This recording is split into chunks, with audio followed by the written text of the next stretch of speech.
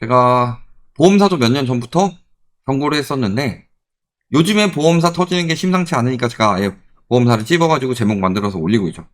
보험사들의 구조조정. 이거는 이제 회사가 구조조정을 한다는 것이 아니라 전체 보험사들 중에서 꽤 많은 보험사들이 사라질 수 있다. 이런 상황이 지금 전망이 되고 있습니다. 물론 이미 문제가 되고 있는 보험사들도 많죠. 예를 들어서 롯데선보. 여기는 이제 금감원이 제동 걸어가지고 후순위채를 콜옵션 해가지고 조기 상환하려고 했는데 실패해가지고 이자율이 1%포인트 가까이 올라갔다. 그래서 투자금 회수에 어려움을 겪고 있고, 문제는 이거 킥스 비율인데 여기에 댓글이 달리더라고요. 킥스 비율이 150%에서 130%를 완화를 해줬다. 완화를 해준 기준에 맞춰서 하는데 금감원이 150% 기준으로 맞춰서 한 것이기 때문에 이건 롯데 손보의 문제만으로 볼 것이 아니다. 이런 식으로 이제 댓글로 말씀하셨지만 결국에는 이 한시적 완화죠. 원래는 150%가 맞는 거예요. 한시적 완화됐으니까 신난다 해가지고 건전성 신경 안 쓰고 돈부터 갚자라는 거는 전 잘못됐다고 아직도 생각을 하고 있는 거고. 근데 문제는 저기 롯데 손보만 문제가 되는 게 아니라 그럴 거면 보험사 이야기도 안 했고, 핵심은 지금 보험업계들이 전반적으로 안 좋아지고 있습니다. 예측도 빗나가고 있고. 자, 보험사 세 곳 중에 두 곳이 예실차 손실이다. 그럼 예실차가 뭐냐? 예상 손해율과 실적 손해율의 차이를 말한다.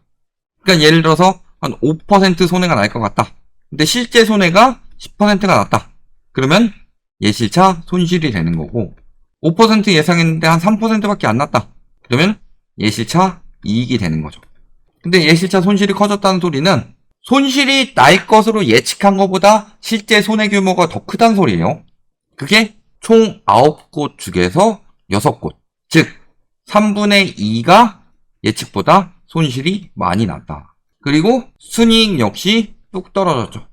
손해율이 늘어나고 손실 부담 비용이 늘어나서.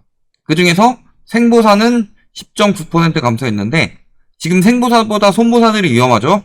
손보사들은 19% 감소했다. 그러니까 보험업계에 손실이 늘고 수익은 줄고, 이것이 예상치를 부합하느냐가 아니라 예상치보다 심화되고 있다는 소리죠. 근데 문제는 보험사들이 지금 해결해야 될 것들이 다 끝났냐? 끝났어요? 아직도 많이 남아있기 때문에. 이번에 새로운 기준으로 킥스 비율을 했는데 킥스 비율 다 떨어졌다고 그러죠. 왜 떨어질 수밖에 없냐?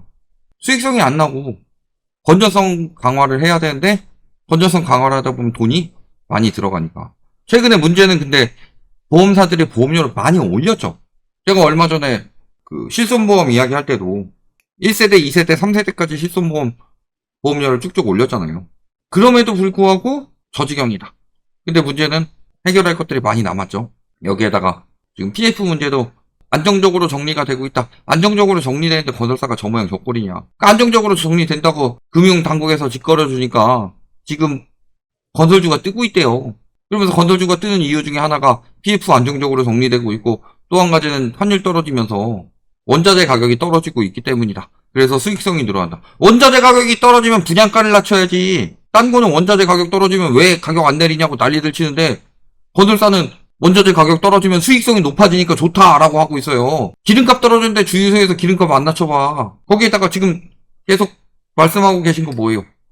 MBK 파트너스, 거기서 롯데카드나 롯데손보 뭐 이런 것도 말씀하셨는데, MBK 파트너스 하면 떠오르는 것도 뭐 있어요? 지금 계속 말씀하셨는데 홈플러스 불똥이 보험사로 치고 있습니다.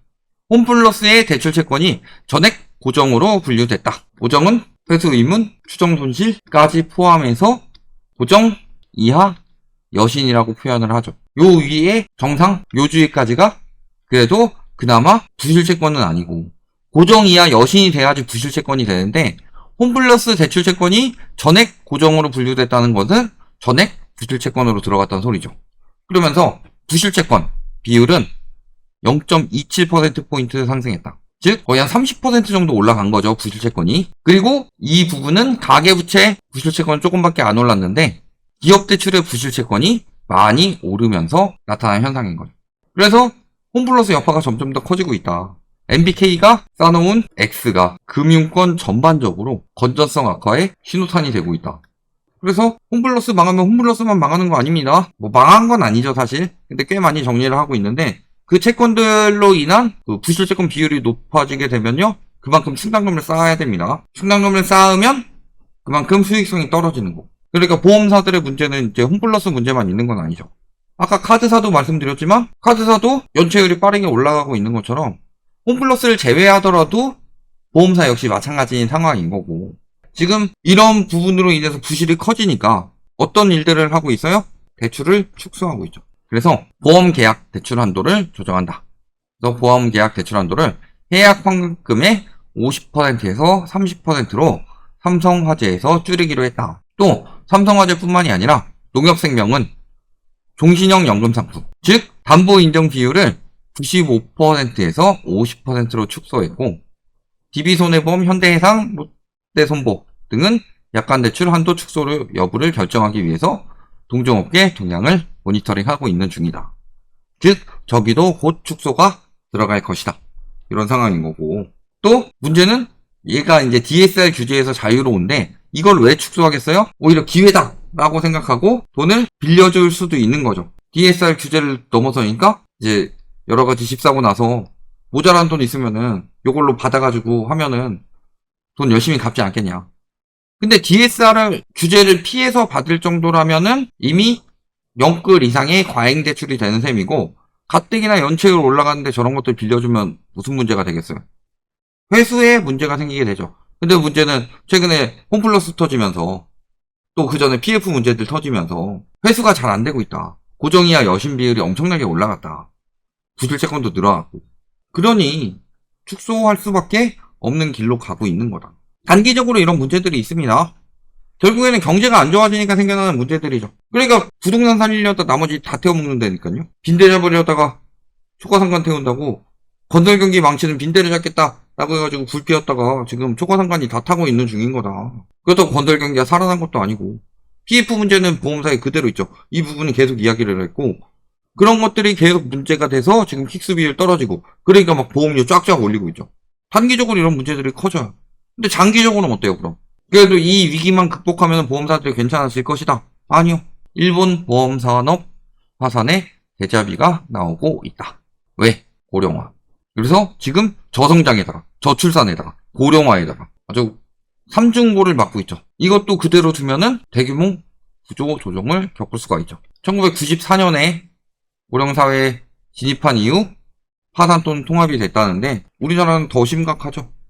고령화도 그렇고 경제도 일본 그 당시의 경제보다 더 침체됐다고 말할 수 있죠. 다만 일본은 그때 고점이 워낙 높았으니까 그랬던 거고, 근데 우리나라는 이미 경제가 활성화되지 않았는데도 부동산만 잔뜩 올려놔가지고 돈 거기 다 박혀있고, 그러니까 이제 부동산 사기 위해서, 그러니까 부동산 사기 위해서 돈을 모으는데 돈을 모으는 것보다 부동산 가격이 더 빨리 올라간다고 하니까 주식이나 코인 이런 데 들어가는 거고, 물론 돈 번 사람들도 있겠지만 대부분은 물리죠. B2 늘어나고 돌려막기 들어가고, 그러니까 여기저기 지금 내수시장 망가졌고, 내수시장 망가지니까 보험사들은 될 수가 있어요? 약관 대출이나 받아내고 있고, 너무 많이 받아내서 거기서 고정이하 여신이라든지 이런 부실채권이 늘어나니까 약관 대출도 축소하고 있고, 지금이 오히려 DSR 강화됐을 때 건전성이 있었다면 확대해야 될 대출들을 지금 축소하고 있는 상황이죠. 갚지를 못할 거라고 생각이 되니까. 여기에다가 구조적으로 지금 고령화는 당연히 보험사들한테 안 좋을 수밖에 없죠. 예를 들어서 국민연금처럼 연금보험을 들었다고 해봅시다. 저도 예전에 그런 보험 가입하라고 이야기가 돼서 가입이 됐던 적도 있으니까. 물론 보험 판매원이 팔아먹었지만 고령화되고 오래 살아요. 계속 지출이 되는 거죠. 근데 문제는 새롭게 유입돼가지고 보험을 가입해줘야 할 그런 수요는 점점 줄어들고 있죠. 일본보다 2배 빠른 속도로 진행되고 있죠. 일본처럼만 터지겠어요? 더 터지면 더 터졌지? 이런 상황이라서요. MG손해보험은 그나마 다행일 수도 있습니다. 태형건설도 초창기에 터졌으니까 살려주려고 노력했는데 그 뒤에 신동아건설 터지고 막 이런 데는 태형건설만큼 안 해주죠. 보험사도 마찬가지예요. MG손해보험 터진 거는 그나마 감당해주려고 했어도 그 뒤에 터진 것들까지 과연 계속 감당해줄 수 있겠느냐. 이런 부분을 생각해보시면요. 지금 전 금융권으로 위기가 번져가고 있고, 그 금융권에서 순위가 낮은 곳일수록 위험해지고 있다는 소리예요. 1금융권은 그나마 안전하더라도 2금융권, 3금융권 넘어가면서 카드사, 보험사, 증권사 이런 데도 마찬가지로 점점 더 위험해지고 있는 거다. 그게 최근에 킥스 비율 재산정과 더불어서 더 빠르게 드러나고 있는 와중에 홈플러스 사태까지 터지면서 빠르게 침체되고 있는 상황이 나오고 있는 거다. 여기까지 말씀드리겠습니다.